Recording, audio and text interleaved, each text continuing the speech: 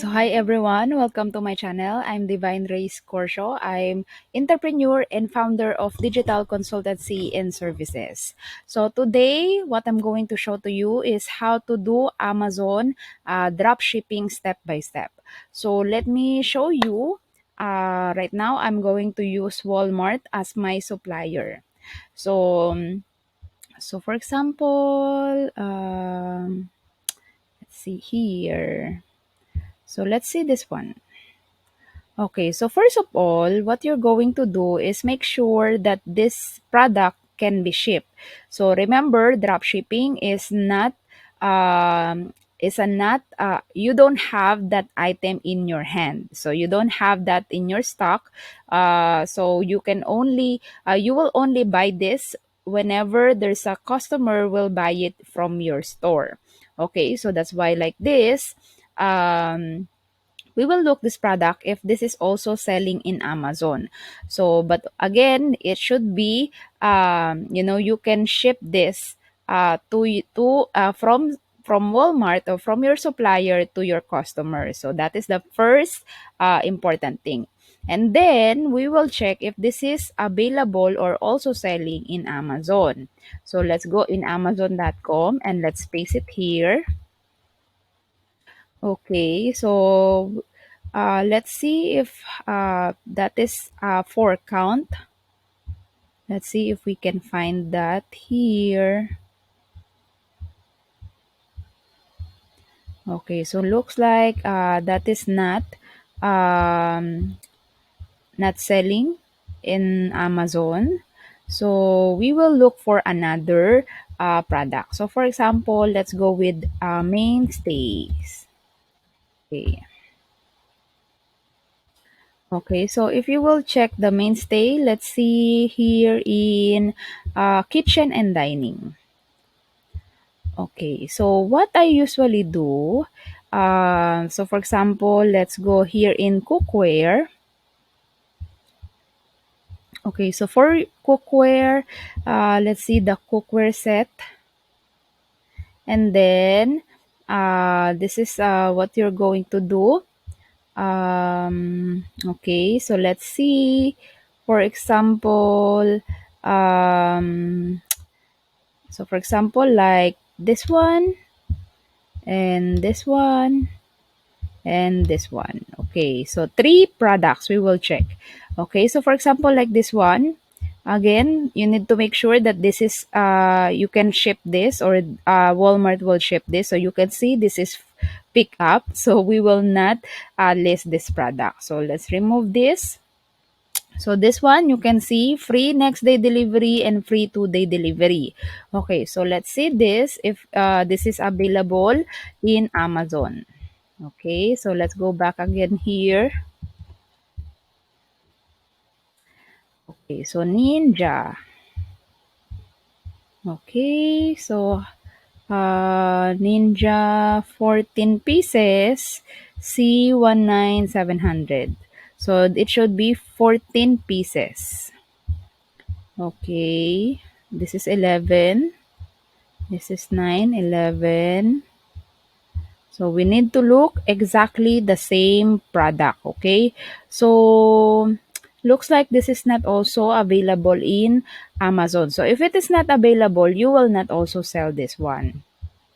Okay? And then let's see this one. Make sure again this is you can ship this and then copy the title. And then let's go in Amazon, paste it here again. And then 18. This is 18 pieces and steel gray. So I think this one. Okay, so you can see here. So let's see how much they are selling this. So for you to know how much is this, you just click this one. And then you can check here. So these are the prices, okay? So right now they don't have the buybacks here. So if we will see, click the see all all buying. So what you're going to do is, um, so these are all the one that competing in one listing. Okay, so for me, how to price it is I will go always in the 85 above positive feedback. So for example, like this one, 92 positive feedback. So that is my listing price. So 48.99. So this is selling 39.97. So if we will compute that, let's check no, in my calculator. Okay, so for example, so this is 39.97. So 39.97. So plus the the Amazon fees is 15%. Okay. So equals 45.98. Okay, so if I will sell that, in this price, this is the break even. And then how much is this in Amazon? This is like what I said, this is the price that we're going to put is 48.99. So I have that $3 profit in this listing. Okay, so once you already have that product, okay, what you're going to do is you will list that in your um, account in your Amazon. So how you will do that? So you will go here and get the ASIN. So ASIN will start with B. So ASIN is the um, the unique code that Amazon will give it to you. So this is the ASIN, or if you will scroll down. Okay, so you can see it here also. Okay, so you need to copy that and then go to your Amazon. And then if you will go here in Amazon Seller Central, here, go to your inventory and then click add product. And then you will go here. Okay, so once you already have your ASIN, paste it here and then click enter, or this one, so it will show you the listing, and then select a condition and click new and sell this product. Okay, so for example, like that. So you can see here, there are 33 new offers for this, and then the buyback right now is 46.99. So if we will, like what I said in our computation, the cost of the product in Walmart plus the 15% fees of Amazon, our break even is 45.96. Okay, so if we are 46.99, so we have the profit of $1.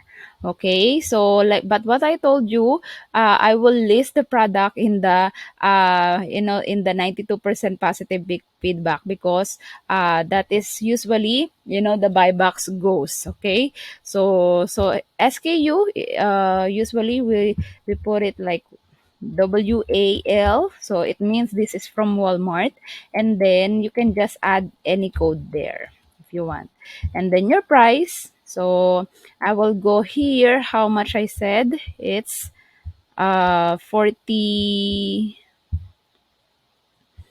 so here 48.99. Okay, we will price this 48.99. And then quantity, you will just put 2 or 5, depends to you. So condition, this is new. Okay, and then make sure you will click the I will ship the item myself, because this is a drop shipping, and then click save and finish. Okay, so that's how you do drop shipping in Amazon. Okay, so yeah, because it's very easy, to do the drop shipping, as long as you know how to, to do the research, and then if it is profitable or not. And then if you are eligible to sell this, you can see it also once you put that in your in this add product. Just put your ASIN here. Okay, so I hope this helps you how to do drop shipping in Amazon. And if you have, Amazon store and you want to, to do drop shipping, let me know because we have a virtual assistant, that we help and, run their business in Amazon doing drop shipping. Okay, so thank you very much for being with me. I hope you find it interesting and helpful. And if you have any questions, please comment down there in the video, and I will happy to reach out to you or to connect to you or also answer your questions. So thank you very much for watching, and God bless.